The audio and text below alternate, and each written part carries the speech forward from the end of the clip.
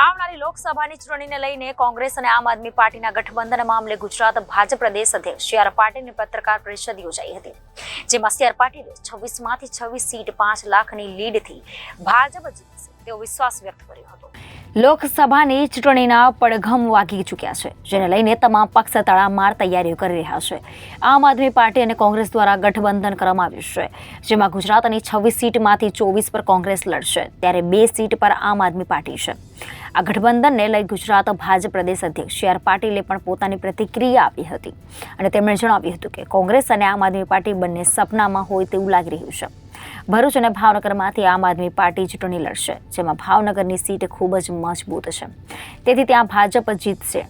2022ની વિધાનસભાની ચૂંટણીમાં 126 બેઠકો પર આપને ડિપોઝિટ પણ જપ્ત થઈ હતી અને કોંગ્રેસ 44 સીટ પર ડિપોઝિટ ગુમાવી હતી। હાલ જે પ્રકારે માત્ર 2 ઉમેદવારનું ગઠબંધન થયું, તે ગઠબંધન જ આમ આદમી પાર્ટીની તાકાત કેટલામાં છે તે બતાવે છે।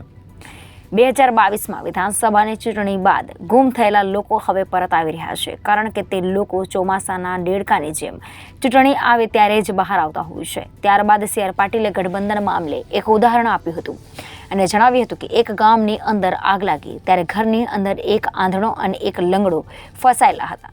આ બંને એક ગઠબંધન કર્યું અને લંગડો આંધળાની પીઠ પર ચડી ગયો અને આંધળાને રસ્તો બતાવવા લાગ્યો। જે આગમાંથી આ બંને ગઠબંધન કરી સફળ રીતે બહાર આવી ગયા હતા। ત્યારબાદ આ બંનેને ગઠબંધન ગમ્યું અને સાથે રહેવાનું નક્કી કર્યું, જેથી એક મંદિરની બહાર ભિક્ષા માંગવાનું શરૂ કર્યું।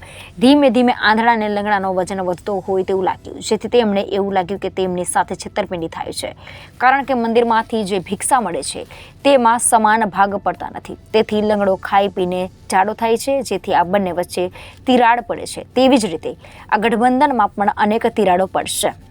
નમસ્કાર મિત્રો, આજે કોંગ્રેસ અને આપ દ્વારા ઇન્ડી ગઠબંધન એમના દ્વારા ગુજરાતની અંદર લોકસભાની 2 સીટ જીતવા માટે નિર્ણય લેવામાં આવ્યો છે। મને એવું લાગે છે કે કોંગ્રેસ અને આપ બંને હજુ પણ દિવા સ્વપ્નમાં રાચે છે, વાસ્તવિક ભૂમિ પર આવવા માટેની એમની તૈયારી નથી। ચૈતર વસાવા કે આપને ભરૂચની સીટમાં ફક્ત 13% મત મળ્યા હતા અને ભારતીય જનતા પાર્ટીને 51% મત મળ્યા હતા। કોંગ્રેસને લગભગ 25-26% મત મળ્યા હતા। બંનેના મતો ભેગા કરીએ તો પણ લગભગ 13% મત ભારતીય જનતા પાર્ટીના વધારે છે।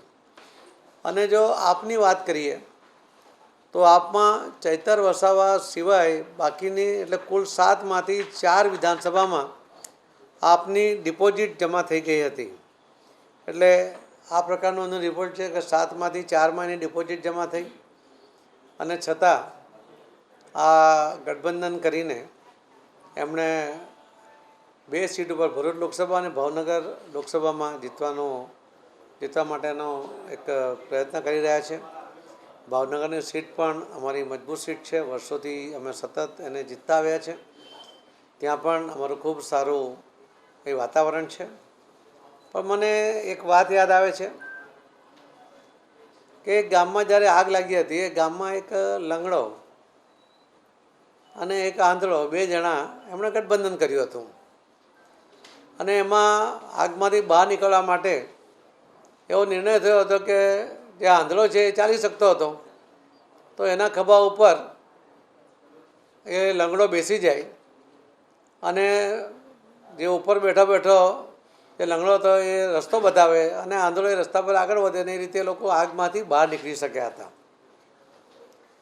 પછી અમને લાગ્યું કે એમનું ગઠબંધન સારું છે, સફળ છે, અને એટલા માટે એમણે મંદિર ઉપર ભિક્ષા માંગવાનું શરૂ કર્યું અને ભિક્ષા માંગતી વખતે જે પૈસા આવતા હતા એમાંથી એ લોકો બંને સરખા ભાગે વેચી લેતા હતા।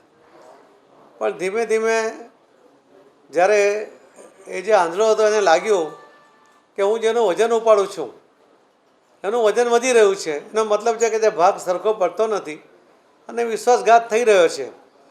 એટલે આંધળો અને બહેરાનો જે વિશ્વાસઘાત થયો હતો એવો જ સ્થિતિ અહીંયા પણ થવાની છે। અહીંયા પણ આંધળા અને બહેરા 2 જણા ભેગા થઈને ગુજરાત જીતવા માટેના દિવા સ્વપ્નમાં રાચી રહ્યા છે। હું ચોક્કસપણે આપણે ખાતરી આપું છું કે જે ગયા વખતે 126 સીટ ઉપર આપની ડિપોઝિટ જમા થઈ હતી એમાંથી એણે બોધપાઠ લઈને આ વખતે ફક્ત 2 સીટ માટે પણ તૈયારી બતાવી. એ જ બતાવે છે કે એણે પોતે હાર માની લીધી છે. કોંગ્રેસ પણ 44 સીટ ઉપર એની ડિપોઝિટ ગુમાવી હતી અને જે એના લોકો સત્તા જીત્યા હતા આજે તો એમાંથી પણ ઘણા બધા ઓછા થઈ ગયા છે. તો એ જે સ્થિતિની અંદર જ્યારે કોંગ્રેસના આગેવાનો, કોંગ્રેસના ચૂંટાયેલા સભ્યો પણ જીતની કોઈ શક્યતાઓ જોતા નથી, ત્યારે આવા ગઠબંધનને કારણે ગુજરાતમાં એમને કોઈ જશ મળવાની કોઈ પણ શક્યતા નથી. બસ મારે તો એટલું જ કહેવું છે કે આ રીતે ગઠબંધન કરીને ગુજરાતના પ્રજાને જે ઠાલા વચનો આપીને ભરમાવવાનો પ્રયત્ન જે આજ દિન સુધી કરતા આવ્યા છે, હવે ગુજરાતની પ્રજા જાગી ગઈ છે.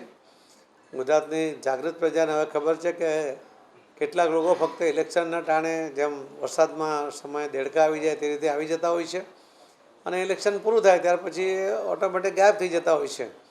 તો 2022ના વિધાનસભાના ઇલેક્શન પછી ગુમ થયેલા લોકો ફરીવાર ગુજરાતમાં ઇલેક્શનના સમયે આવવાના પ્રયત્ન એ ગુજરાતની પ્રજા ખૂબ સારી રીતે ઓળખે છે.